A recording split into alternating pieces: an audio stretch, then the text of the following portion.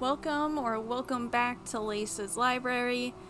Today's RPG horror story is going to be a continuation of Dystopian 6160's story. It's called The First Campaign I DM'd, A Sunken Ship. Hello everyone. Unfortunately, this is the continuation of a previous series, my first ever campaign, A Misery That Lasted 1 year. It is not required to read, but the link is here. Here is the cast. Me, OP, 32 years old, new and beginner DM. Joe, 36 years old, a longtime friend of mine. Connor, 30 years old, another friend of mine, also a longtime friend with Joe. Dave, 36 years old, Joe's longtime friend and ex-coworker. Minerva, 30 years old, Dave's wife. Initially, there were 7 of us in our group. Me, Connor, Joe, a couple, Dave and Minerva, and another couple, Jake and Susie. We started playing together in April 2023 with Jake the DM and his wife Susie. This campaign lasted nearly a year and a half. Unfortunately, it didn't go well. Tensions grew. Misunderstandings piled up, and the atmosphere kept worsening. We decided to stop and part ways with Jake and Susie. At the time, we all became friends, and we agreed that Jake was the issue, too controlling, inflexible, and unwilling to discuss things, even toxic most of the time. We'd figured we'd start fresh without him. In August 2024, I decided to take the lead. I gathered my courage and stepped up as a dungeon master for the first time. A beginner, yes, but highly motivated. I invited everyone back, Connor, Joe, Dave, and Minerva. My idea was simple. If Jake's style hadn't worked, I'd do the opposite. I aimed for a kind, supportive, and player-focused approach. I wanted a campaign where everyone felt free, respected, and heard. Of course, I ran a session 0, where I clearly set the tone. We'd be playing in Greyhawk, as a sandbox campaign in a setting with established lore, giving everyone equal access to world knowledge. I laid out clear expectations around player engagement, character creation, and teamwork. We also agreed to play once a month. I have made sure to explain to everyone that a long-term campaign means respecting everyone's time, effort, and contributions, and that I needed everyone's involvement so we could offer to ourselves the experience that I thought we deserved. I personally worked with each player to make sure their characters fit the world and the party dynamics. Unfortunately, not long after the campaign began, a problem emerged. That problem was Dave. From the start, I had made it clear to everyone that we would reach level 3 very fast, so I provided a list of approved subclasses the players could pick. But right away, Dave proposed a subclass that wasn't on the list, an Oath of Treachery Paladin. At the time, I had always thought that Dave was just clumsy and highly motivated, so I didn't pay attention. When I told him no, to pick a subclass on the list, he then told me he wanted to play an Oathbreaker Paladin, Lawful Evil, and he pushed for it persistently. I didn't want that kind of character in my campaign. It's a challenging role, not only for the group, but especially for a new DM, and I explained that to him. I offered alternative options that would better fit the tone I was aiming for. But Dave kept pushing. He managed to involve his wife Minerva to press what he wanted. Dave, I still think we should talk it over with the other players. Minerva suggests that her character and mine know each other and are bound by an agreement. And that's when I made my first major mistake. I gave in. I wanted to be nice. So we discussed a lot about his character on the phone. We eventually created a concept in which his Oathbreaker was in hiding. He was sentenced to death by his former Order of Paladins. He managed to escape, and the Order is now hunting him down to bring him to justice. I also told him that Oathbreakers are killed on sight in most regions of this world, so I made it very clear that he would need to be subtle and strategic when it comes to hiding his identity and using his powers. He agreed. That was cool, and I genuinely thought it would work out. Spoiler, it didn't. A month later, during session number 1, the group had to investigate a curse on a barony. It turns out the castle was haunted by the ghost of a previous ruler. When in roleplay, I asked each member of the group to introduce themselves to the Baron. Dave gave the real name of his character. Me. Are you sure? Dave. Yeah. Me. But you do remember what we said when we created your character, right? Dave. Yes, but I think it's better that way. I will prove my name to the world. Me. Okay. Then later, when the group confronted a ghost and tried to talk with it, Dave almost used his ability to control undead. In front of everyone, the Baron included. I had to step in, out of game, to stop him. Otherwise, I would have no other choice but to kill his character. What was he thinking? At the end of the session, I reminded him of our agreement regarding his character.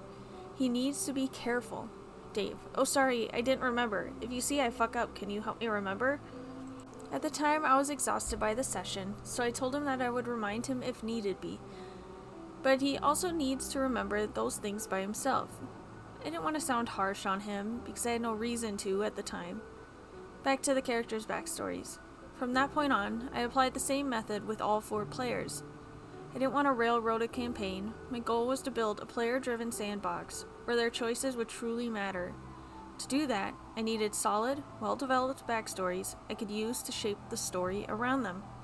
The other 3 players played along. They took the time to send me detailed backgrounds and worked with me to tie their characters into the world. The only one who didn't was Dave.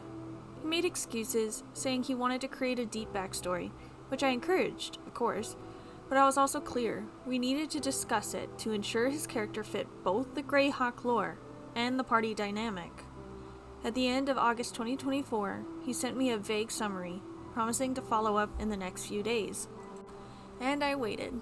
Days turned into weeks. We played once a month, so at first the fact that Dave hadn't finalized his backstory didn't have a major impact, yet. The sessions were good, very engaging. Everyone was having fun, myself included. I was proud to have become a DM, especially after being so hesitant at first. But after every session, once a month, I asked if he wrote anything, and every time, he said he was working on it, that he was sorry, that life was busy, that it was complicated, and he just needed more time to do it right. I believed him, I listened, and most of all, I gave him the time he said he needed. I didn't push, I chose to trust him and stay patient. This went on for 4 months. By the 4th month, I started to shift my approach. I sensed Dave was struggling to make progress, so I took the initiative. I asked more specific questions and tried to break down the task down to help him. I even offered to take his backstory in small pieces, bit by bit. Nothing. He wouldn't respond, saying he needed to build everything in one go. At the same time, he kept asking me detailed questions about Greyhawk lore. I always answered, thinking it would help him move forward. But I never got clear feedback, no indication of what he was actually planning to do with that information. Then, in January 2025, things took a turn. I asked him a specific question about something we had clearly defined back in August 2024, and I realized he was now completely changing it. I brought it up, calmly, asking if he was revising that part. I gave him a chance to clarify. But instead of owning it, Dave deflected. He tried to make it seem like I had misunderstood, but I knew exactly what we'd agreed on. I had taken detailed notes during our August call, so I went back, checked my notes, and showed him, clearly, that what he was now saying directly contradicted the original plan. It wasn't a minor detail. It was a key aspect of his character, something that completely changed his nature, his arc, and how he fit into the world. His answer? He implied that maybe I should have sent my notes, so there would have been no confusion between us. I got angry for the first time. For Reddit, if you read this, I know you will hold me accountable. In fact, I am accountable, no doubt, but there's no way of knowing if Dave did this on purpose or if he was just being dead weight. I knew for a fact he was not bright, not competent, and sometimes slow. Plus, he never insults, never yells. I'm not facing someone like Jake, our previous DM, who is obviously an asshole. Dave was another thing, and I had no idea until now. So I gave him the benefit of the doubt, more times than I should have. Faced with Dave's ongoing bad faith, I eventually lost patience and decided to tighten things up. I went back through everything since August 2024. My notes, our messages, our shared documents, the summary he sent me. I organized it all and created a structured document divided into 3 main parts to break down his character's life step by step. I sent him the first part as a Word document. It covered his character's early life, based strictly on what we had agreed on between August and October 2024. I made it clear this would now be our working foundation. I told him he could suggest small changes, but only minor ones. By this point, we were 5 months into the campaign. I reminded him I had given him plenty of time. Delays had piled up, and we couldn't keep going in a state of constant indecision. From now on, things would move forward in a structured way, starting with that first part. His answer? Dave, I'll fix it for you, but I need a clean and solid ending, not something rushed or lacking nuance. I'm aware of the campaign's constraints, and that's why I'm currently working on the plot, but I also have to take into account a lore I only know in fragments. The relationships between the paladins and the political stakes need to be handled carefully to make the whole thing coherent.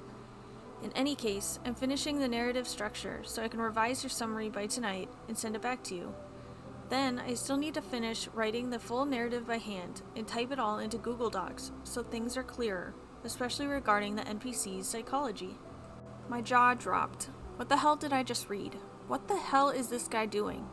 I replied, again, that what he is doing is not what I was asking. I didn't want a full rewrite or a grand narrative. I just needed him to read the first document I sent him, confirm what was still valid, tweak a few details if needed, then we'd move on. Then, 6 hours later, Dave finally replies. Dave, all done. I've sent you the final version of the background with the corrections and all the key events. I checked, found the email. He wrote, Good evening, OP. Here's my complete backstory. I'll finish the clean narrative for the secondary details later. Have a good evening, and sorry for the delay. I opened his document, and right away, several things stood out. First, he hadn't followed the instructions at all. Second, the document I had sent him, clearly labeled as Part 1 of his backstory, he renamed it Backstory Summary, as if claiming all the work as his own and quietly discarding the process we had agreed on. And finally, instead of reviewing and refining Part 1 as we had discussed, he simply took my document and continued writing his own version straight through to the end. No warning, no validation of the first step, just his version, in his way, when he felt like it. In other words, he completely sabotaged the process I had been building. He ignored the structure, the pacing, the back and forth, and months of patient effort. He threw it all aside to push his version through on his terms. At this point, I started to become crazy. I refused to believe what was happening right now. The dude just ignored my instructions and acted as if he did. I honestly thought I was crazy. All I can remember is how deeply uncomfortable I felt. From the very beginning, I had already compromised on something major. I had accepted his Oathbreaker Paladin character, against my better judgment, just to keep things smooth and make him happy. And this was how he thanked me? By ignoring instructions, undermining the process, and pretending he was still playing by the rules. So, I stopped being nice. I told him clearly that I was rejecting his document. It didn't meet my expectations, didn't respect the framework we had agreed on, and he'd have to start over, this time, following my guidelines. And this is when things started to become even more crazy. Dave, can we have a call? I really don't understand what you're expecting from me. The 3 points you mentioned were reworked to align with what I had in mind, and what I thought you had understood. But obviously, there's been some confusion. Me, hello, yes, we can call. Dave, let's go with Discord in case I need to share files or links with you. Me, I don't want to share anything at the moment. I just want to remind you what I expect and re-explain things since you didn't understand. Dave, alright, maybe Discord anyway, so I can make changes live in the document if necessary. Me, we won't be making live edits or discussing ideas during the call. I'm simply going to repeat and clarify the instructions to make sure we're on the same page. Dave, I think there's been a mutual misunderstanding. I'm sorry for that, but we do need to clear things up. Me, there hasn't been any mutual misunderstandings. I've been extremely clear, but we'll talk about it in a bit. Then the call happened, and it was a nightmare. It was Sunday, a day I had set aside for something light and personal. I expected a 5-minute chat to clarify a simple point with a functional, good-faith adult. But no, the call lasted an hour and a half.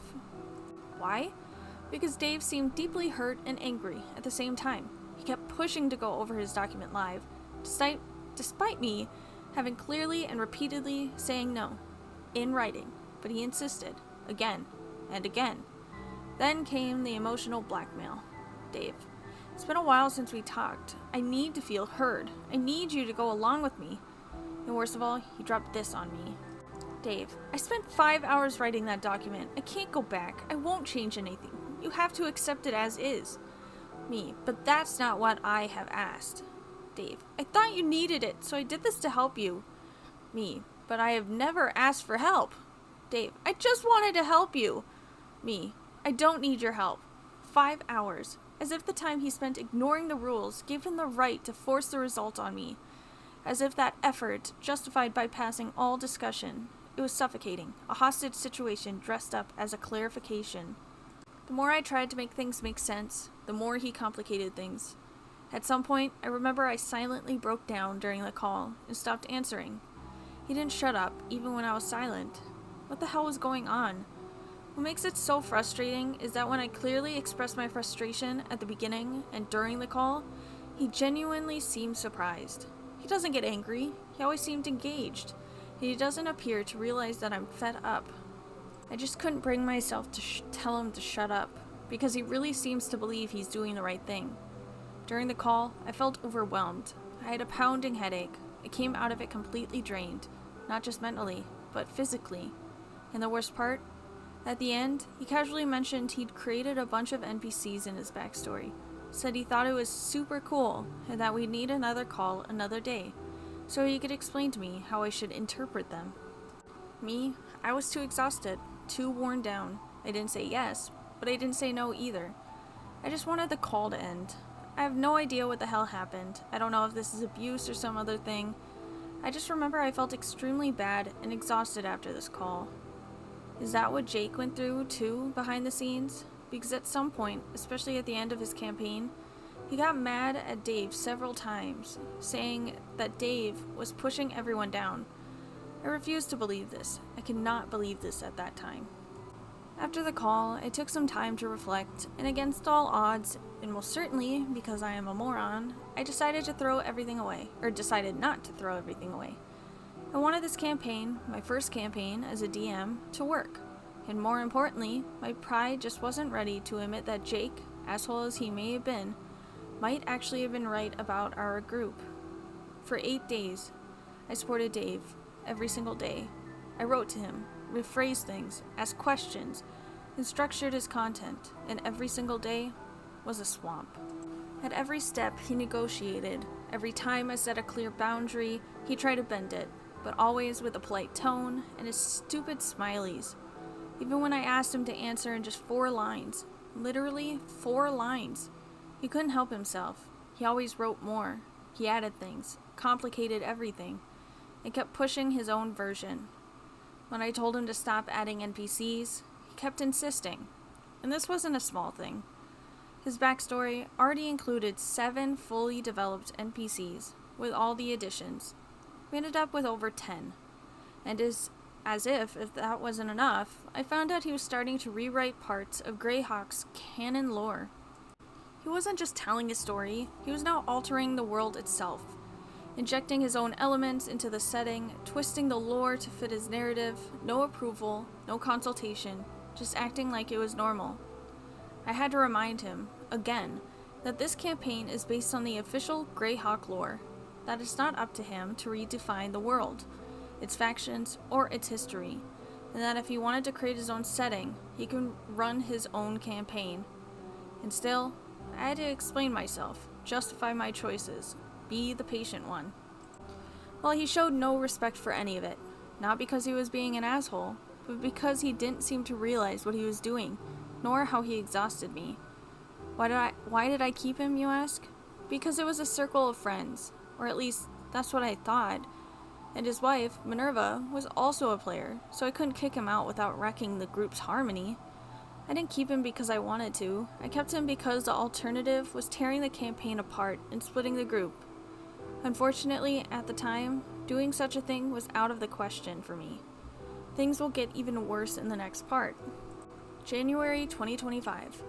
I was still in the process of finalizing Dave's background after several days of back and forth and negotiations. I discovered something that really pissed me off. Dave had appropriated another character in his backstory. Not an NPC, no. Another player's character. Minerva, his own wife. He included her character in his personal narrative without ever consulting her. He wrote her story, defined her actions, built a shared past between their characters, as if he were writing her backstory too. No co-writing, no approval, no permission. So I asked them both about it. There had been no discussion between them, no exchange, no collaboration. Dave had taken Minerva's character, inserted her into his backstory, and wrote it all himself. And when I confronted him about it, he told me he didn't remember. He literally claimed he didn't know how his wife's character ended up in his text, that he had no memory of it. Minerva's backstory has been over 5 months ago at this point. We spent time creating a funny and engaging character, and I was proud of it. So I reached out to Minerva. Me. Hi Minerva, I'd like to know what role you want to play in the events Dave is describing. Do you want your role to be minor, or are you okay with the direction Dave is taking by involving your character? I want to emphasize that this is your character, your agency, and you already have your own story. Minerva. Good evening, OP. My character's involvement in Dave's story was something we agreed on from the beginning of the campaign. I'm aware of it, and I'm fine with it. No emotion, no affirmation of her own vision, no ownership, nothing. Something they agreed on from the beginning of the campaign? Lies. She simply followed Dave and gave up her own agency as a player. Honestly, I was disgusted. What's disgusting is Minerva cried and complained during Jake's campaign that she didn't have agency at all, only to perpetuate this situation by herself in my campaign. I wasted my time creating a character with someone who made me believe she would own it, but never intended to. This is when I first considered ending the campaign, but I moved on from this and focused back on ending Dave's backstory once and for all. I finally managed to lock down his backstory. 8 pages. 8 pages of a document I had largely co-written, not for me, for him, to make it coherent, to make it usable, so we could finally move forward, so we could focus on the damn campaign. At that point, I was relieved, genuinely relieved. I thought I had achieved something meaningful. I thought that despite all the frustration, the tension, the endless back and forth, we'd finally be able to move on and enjoy the game. I was proud of the work we'd done, proud I had held on and followed through. And him, he wasn't happy. Dave. Too bad. I thought the fact that the NPC is a druid, and specifically from the Circle of Stars, would help balance things out, and that he'd be more in harmony with his environment. That's why I felt it would still make sense for him to be blind. But hey, it's up to you. And above all, not a single thank you, not a single sign of appreciation, no recognition for the time, the effort, the energy I had poured into crafting his story. I didn't reply. I was mentally exhausted. I didn't want to deal with him again for a while. But that's when I realized something serious. I no longer wanted to play this campaign at all. I was completely drained, and I felt a deep resentment towards Dave. You thought this was over? No, it's not. As if by magic, the very next day after I told Dave that his backstory was finalized, locked in, and wouldn't be revisited, Minerva, who until then had been quiet, almost absent from all the back and forth, suddenly stepped in. Minerva. Hey everyone! I have to admit, I'd like to take a moment with you tomorrow to revisit everyone's expectations, players, DMs, and everything in between, just to make sure we're all set to enjoy the campaign and our D&D sessions together. The 5th session was supposed to happen tomorrow. I had nothing prepared because I wasted my time with Dave, and now this? I read and read it again. That wasn't a coincidence. It was a reaction. What she said, in other words, put everything back on the table, reopened the framework I'd spent months building, re-examined the role distribution, rediscussed the DM's authority, questioned the foundation of the game, right after I had finally set a clear boundary with Dave. So I replied, calmly, no aggression, no insults. I didn't name anyone, but I was clear. Me. Good evening, Minerva. Thank you for your message. I fully share your desire to ensure that everyone enjoys the campaign. That's also my main priority as a DM. I appreciate your willingness to talk about campaign expectations, but to be honest, we already defined a clear framework during Session 0, and those expectations haven't changed since. Over the past few months, and especially those past 2 weeks, the complications we've encountered haven't been due to any lack of collective clarity, but rather to specific details around one character's backstory that has been dragging on for 5 months. I've done everything I could to guide, answer questions, and provide clear instructions. This past week alone, I've stepped in to help finalize the backstory, at the cost of my time and patience.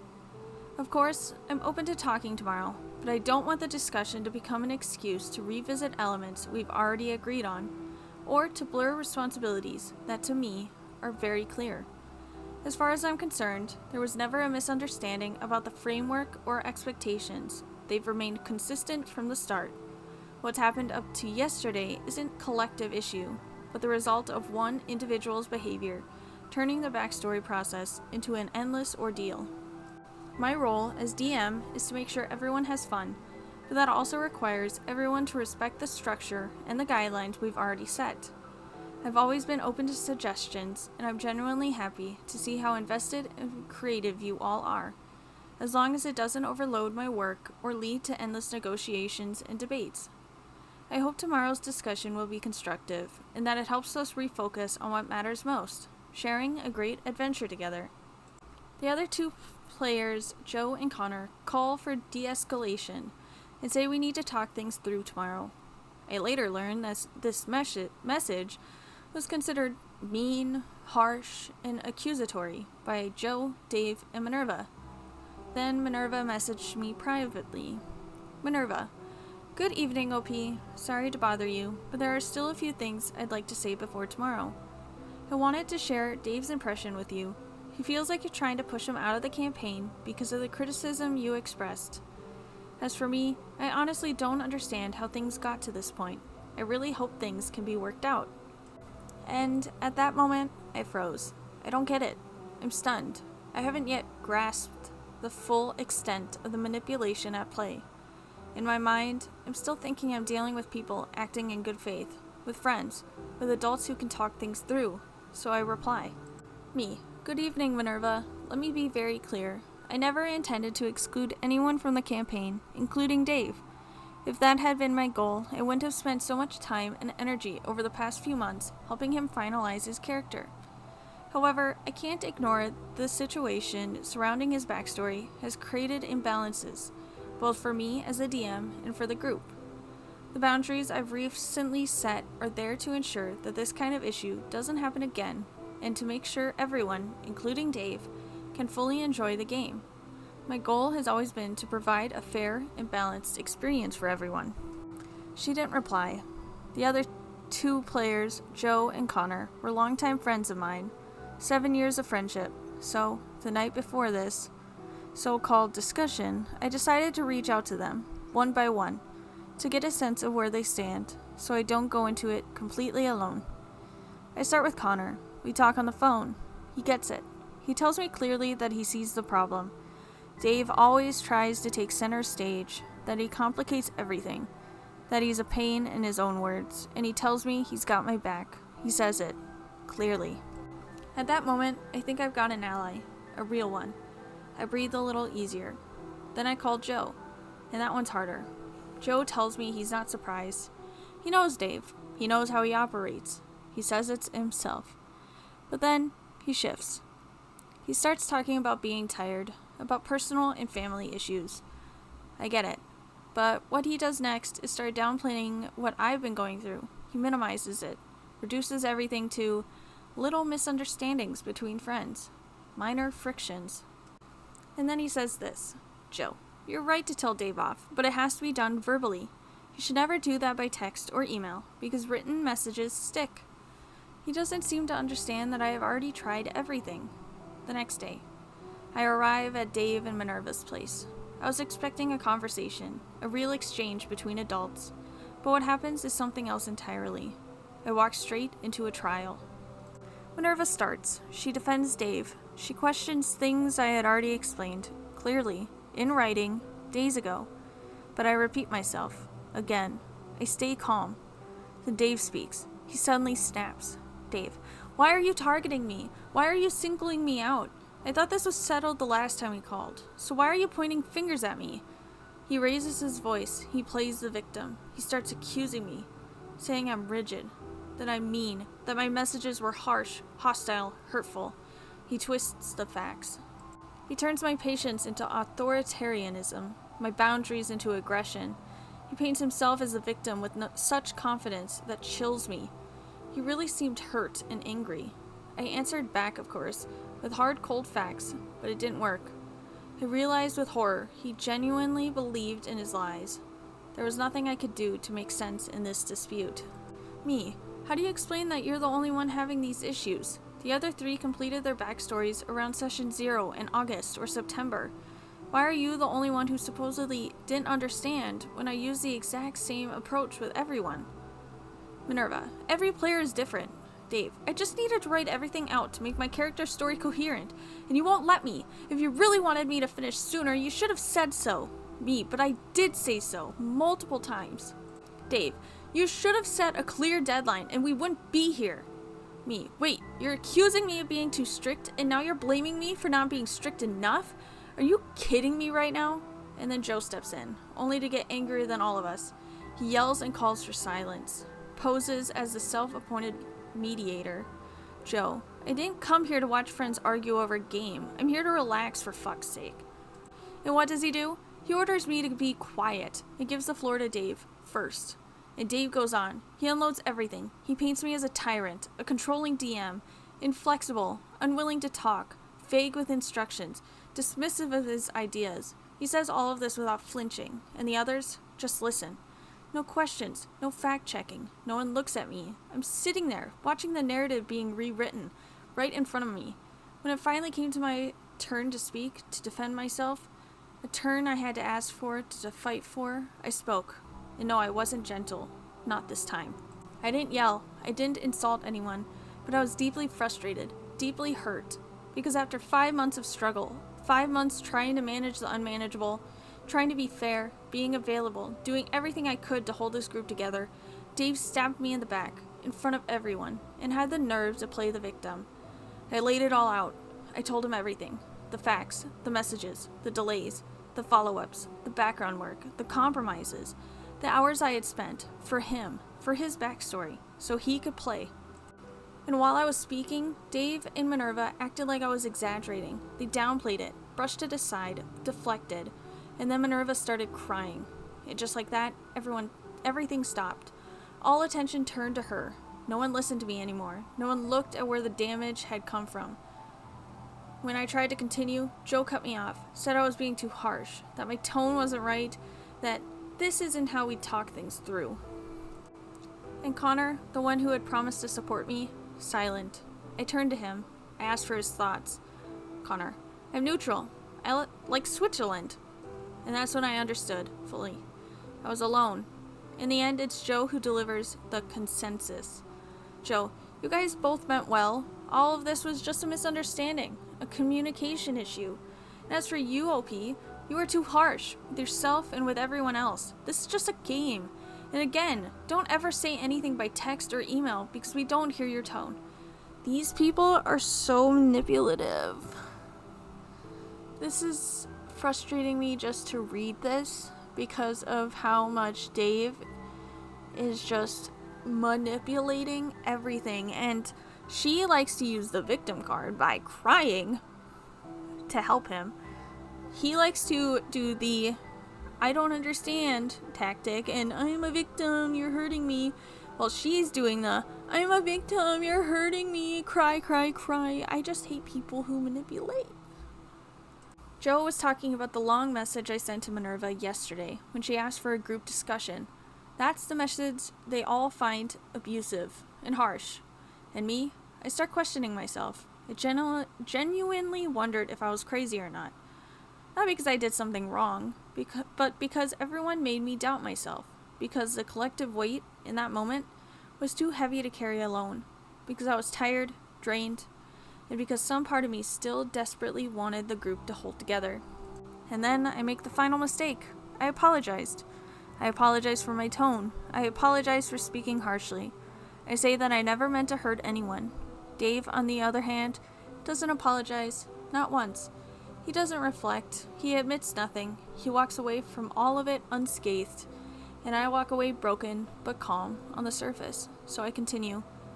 I repeat once more my expectations. I say calmly that the backstory is closed. We're not reopening it. That chapter is finished. And Dave agrees. But right after, of course, he brings up something new. Dave, my former Paladin order still isn't defined. Maybe we could talk about that? Just to start fresh. Joe, yes, you guys should do that. This time, you'll be starting fresh on solid, healthy ground. Minerva, I agree. And me, naively, I say yes. Me, okay, Dave, send it to me in writing. A short text.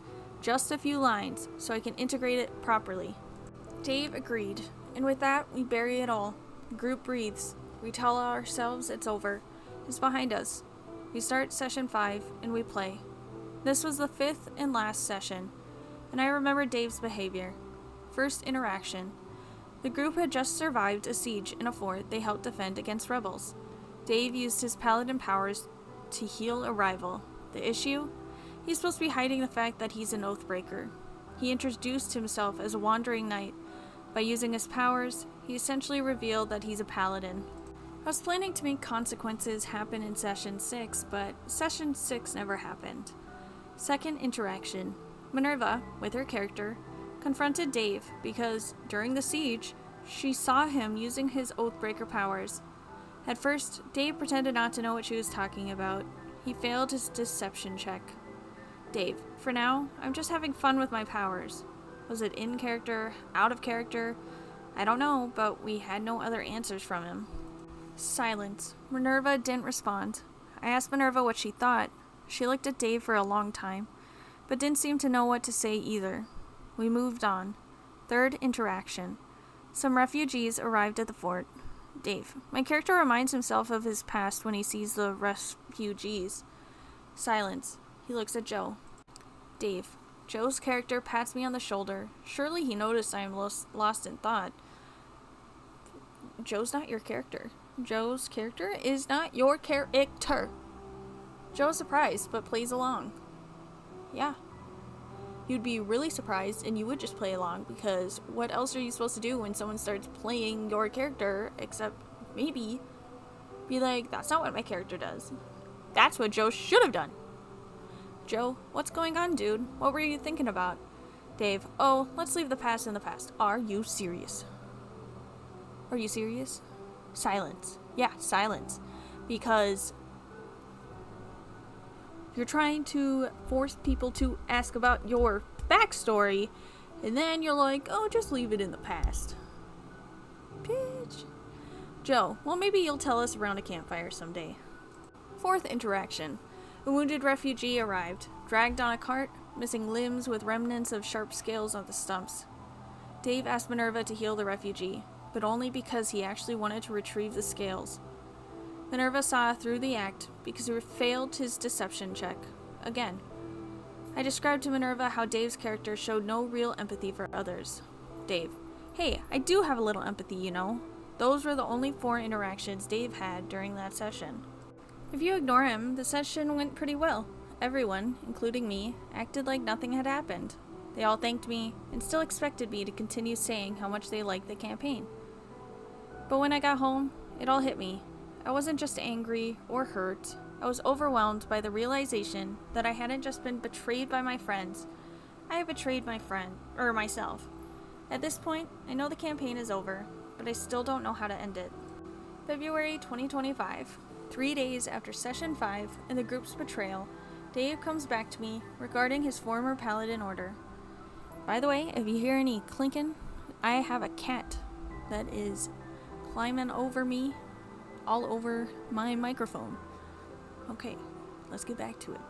Dave, hey OP, I forgot to get back to you. I put together a draft on Google Docs about my former Paladin order, using a D&D wiki I found for inspiration. I've shared it with you, and I've marked in red the parts I couldn't adapt from the template due to my limited knowledge of Greyhawk lore.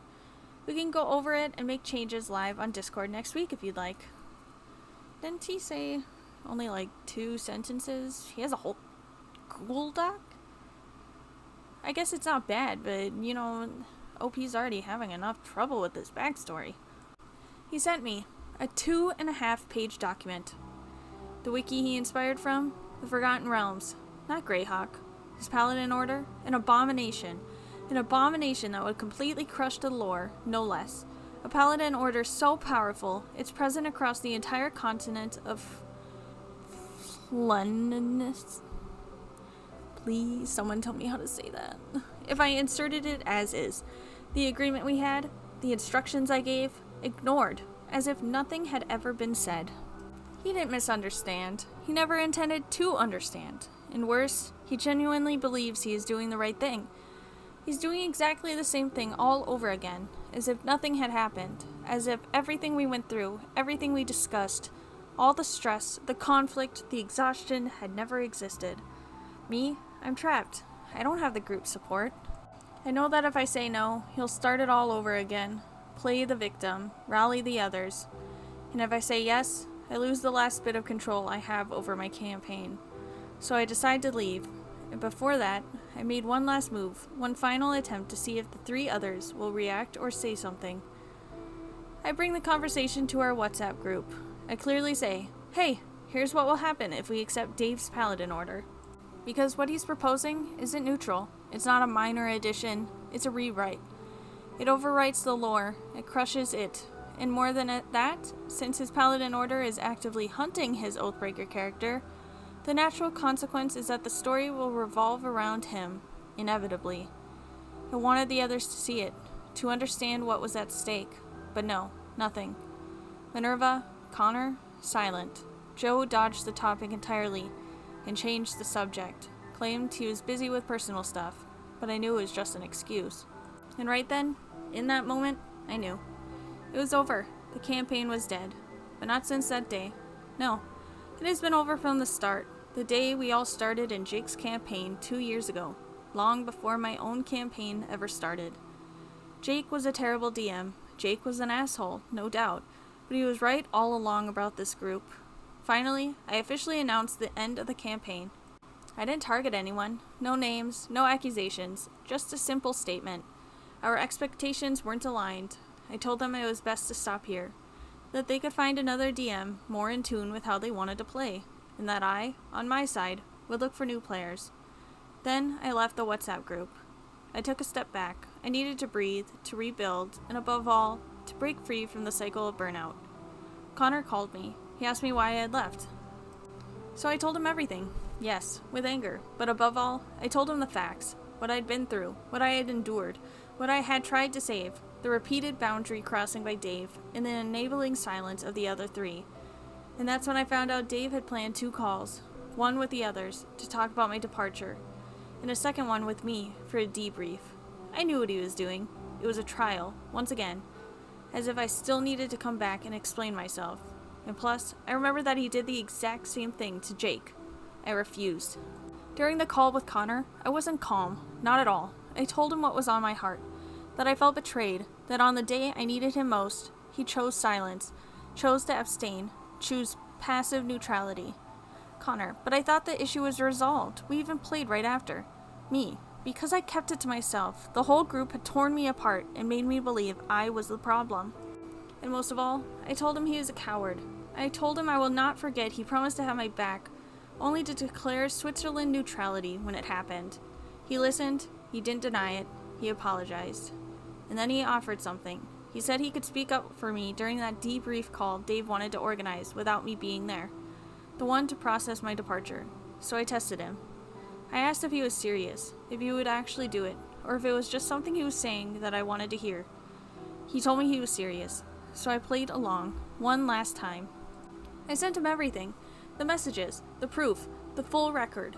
I showed him that what I'd been saying from the beginning was factual, that I hadn't made anything up, that Dave had sabotaged me, that he had refused every boundary, pushed back on every instruction, negotiated every step, and that all I tried to do was maintain a healthy, balanced structure for everyone. Connor told me he'd read through it all, that he'd get back to me. Connor, all right, OP. I'll read this more carefully. Good evening. Me, the ball is in your court. Good evening. A month passed. Nothing. No message, no call, just silence.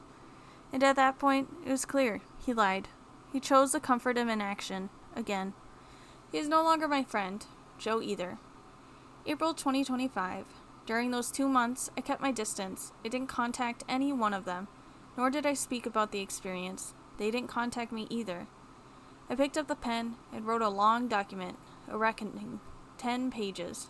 Not to restart the debate, not to stir up conflict, not to settle scores. I wrote it for me, because I wasn't heard, because I wasn't respected, because they twisted my words, then erased my side of the story. And I refused to let the story be told only by those who rewrote it to suit themselves. In that document, I laid out the facts, clearly, precisely, what I went through, what I endured, what I hold each of them accountable for. Jave, Minerva, Joe, and Connor. Was that clarification harsh and unforgiving? Yes, but only because it reflects exactly who they were. And I chose to post it in the only space that was appropriate, the original WhatsApp group, the one in which Jake and Susie still are, along with me, Joe, Connor, Dave, and Minerva. If I'm honest, I don't know if this was the best idea. You should have just let it fall where it fall. Because this is just stirring it up, and I guess I understand a little bit, because if I lost my friends like that too, maybe I would try my hardest to find a way to get them back. So I guess I can't really blame the OP for their reaction and what they decided to do. Why there? Because I owed Jake and Susie the truth too. And at the end of that long message, I wrote something I probably should have seen much earlier. Jake wasn't the only problem. The problem was them. Because I'm literally the opposite of Jake. Not just as a DM, but as a person. And yet, I went through the exact same thing. Jake was just the first to fall. The document was posted, and I waited. And then, Jake and Susie called me. They thanked me. We talked. A lot. And I started to learn things I never could have imagined back then. Because, as a player, I only saw what was happening in front of me. Not what went on behind the scenes, not what Dave was doing in the shadows. And suddenly, everything clicks into place. Dave had done the exact same thing to Jake. He wasted an enormous amount of Jake's time. He harassed him intellectually, constantly questioning, challenging, pushing his own views, always pressing, never letting up. He drained Jake's energy, twisted the framework, chipped away at the DM's authority, day after day.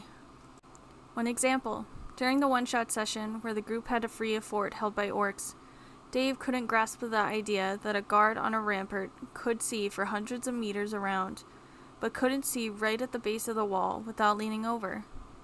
We quickly explained to him during the game and moved on. What I didn't know was that afterwards, after the session, Jake had to argue with Dave about this for hours because Dave refused to admit he was wrong. Jake eventually had to leave his house, turn on his camera, and show him live, in real time. And even then, Dave still wouldn't admit he was wrong. Jake. With Dave, it was like that from the very start of the campaign. It's like you show him a pile of shit, and he tells you it's chocolate. Even if you shove his face in it, he still insists it's chocolate.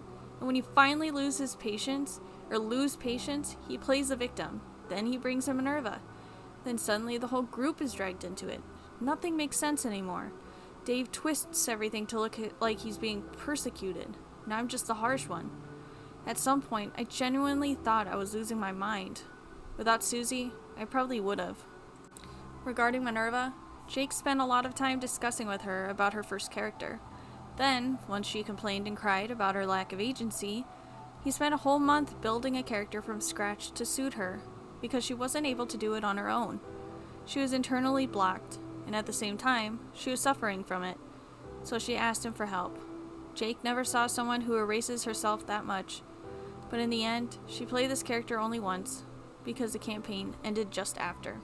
Regarding Joe, Jake, then Susie, spent hours trying to teach him about the basic rules, before I did. We are, at least 3 people, who spent hours trying to help Joe learn the rules. To this day, Joe doesn't remember anything. He can't even remember about bonus points. I have always thought it was because he struggled, but in reality, that was because he didn't care. He missed half the sessions, always giving notice at the last minute. Jake had had enough. And it didn't stop there. Susie, at the time, was pregnant. During that time, Dave wanted to try his hand at DMing. He ran a one-shot session, but he failed to manage pacing, and it turned into 3 sessions, outside of Jake's campaign. At the time, Dave's third session, Susie was nearly 9 months pregnant. She could have given birth at any moment, and everyone knew that. She participated at the first and second session, but clearly said she will not play the third. But what I didn't know back then was this. Dave pressured her to play, hard. He called her, he insisted, direct pressure, despite the circumstances.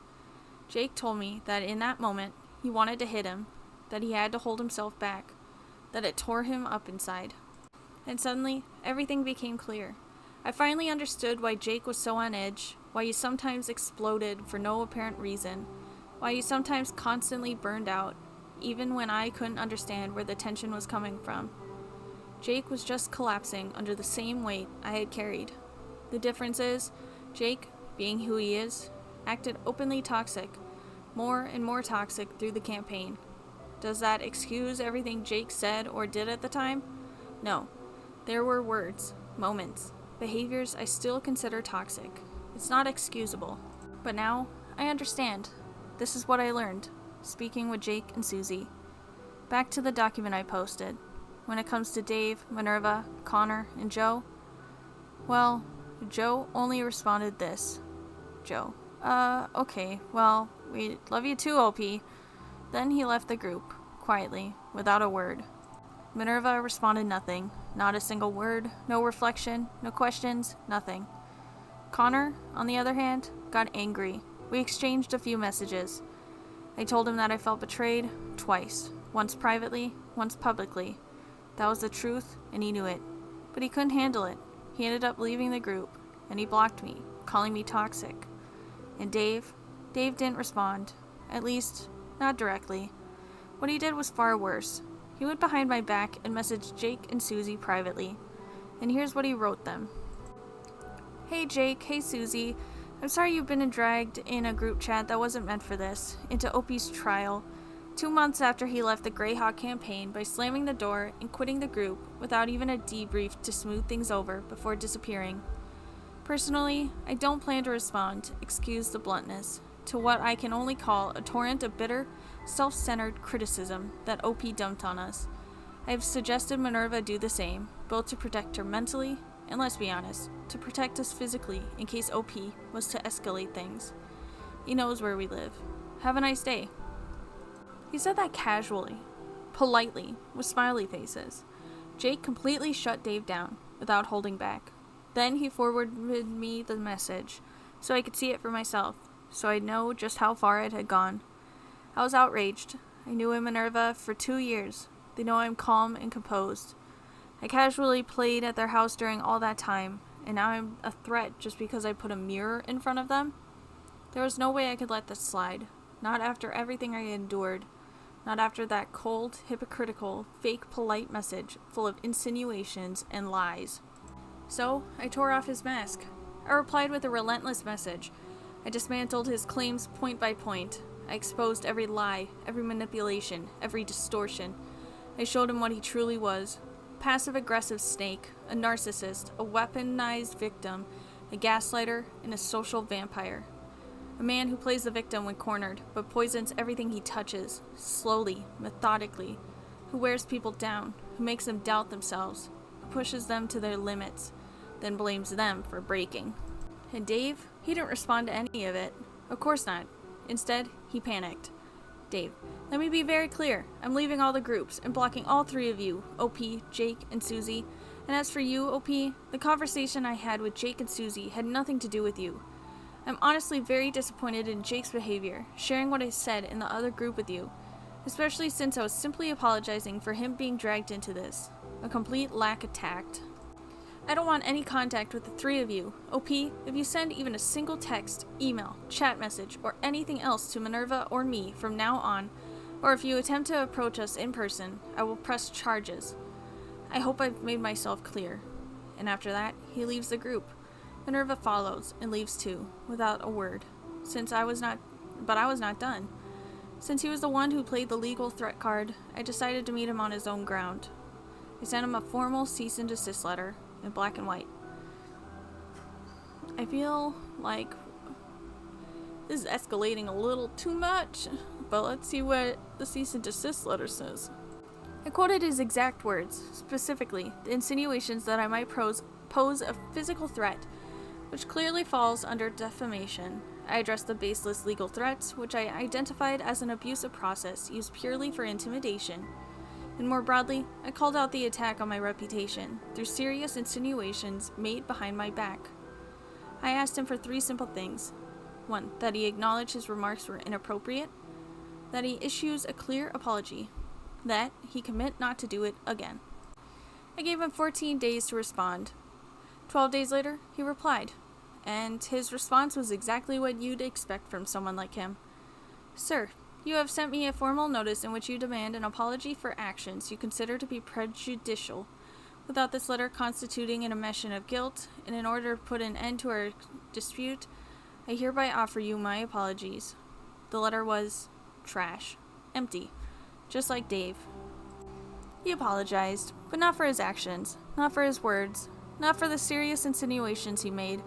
He apologized, just to close the file, without any remorse for what he did.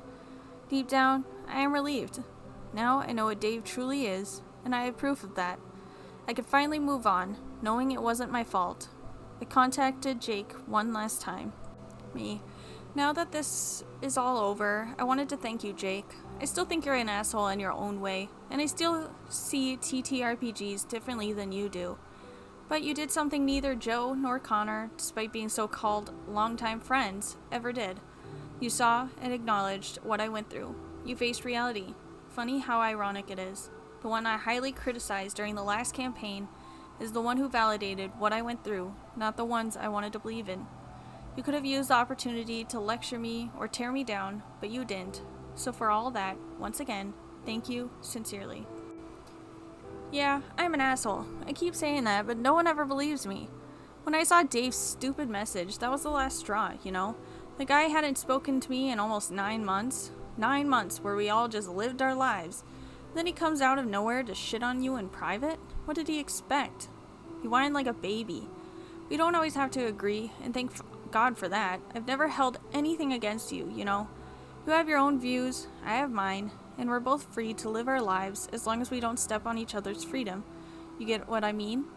You know, Jake is turning around, 'cause that's exactly how I tend to feel.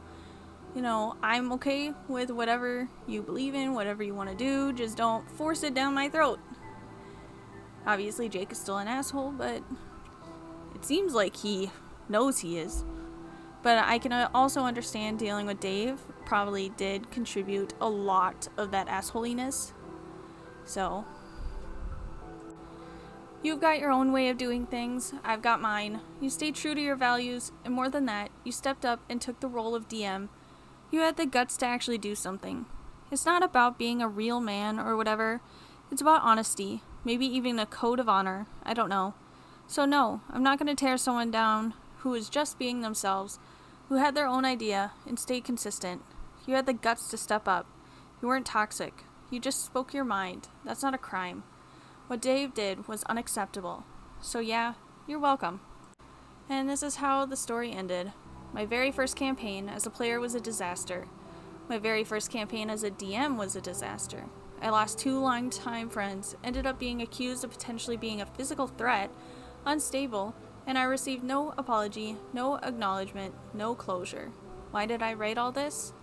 First, I wrote this for myself, to realize that I'm not crazy, and also for anyone who might read it, for the DMs who are too afraid to say no, who silence their instincts, and who sacrifice themselves for the sake of friends. This is for you. It's better to respect yourself than to shrink just to protect an illusion. I'm paying the price for that now, but at least now, I'm free. Thanks for reading. End of story. TLDR, I ran my first campaign as a patient-supported DM, but one player, Dave, constantly ignored boundaries, refused collaboration, and manipulated every step of the process. Despite months of effort and compromise, he derailed the campaign and played the victim when I enforced limits, while the rest of the group either enabled him or stayed silent. After I finally ended the campaign, then came back 2 months later to speak my truth, Dave went behind my back and sent a message to Jake and Susie implying I might be physically dangerous for him and Minerva, an act of clear defamation. I responded with a formal cease and desist, which he deflected with a hollow non-apology to close the issue without taking responsibility. If you're a DM bending over backwards to protect your group's comfort, know this: self-respect matters more than preserving an illusion of friendship. So there it is, the end of Dystopian 6160's whole story. In the end, I understand Jake a little bit more. I still think what he did was wrong in some aspects, but I also understand now that he was being very overwhelmed by Dave, just like OP was. But let me know what you all think. Do you believe that Dave had a reason to be the way he was? Do you forgive him for some of the things he did? Do you understand where OP was coming from? Please let me know down in the comments, and if you enjoy this RPG horror story, please like it and subscribe so you can see some more. Okay, bye!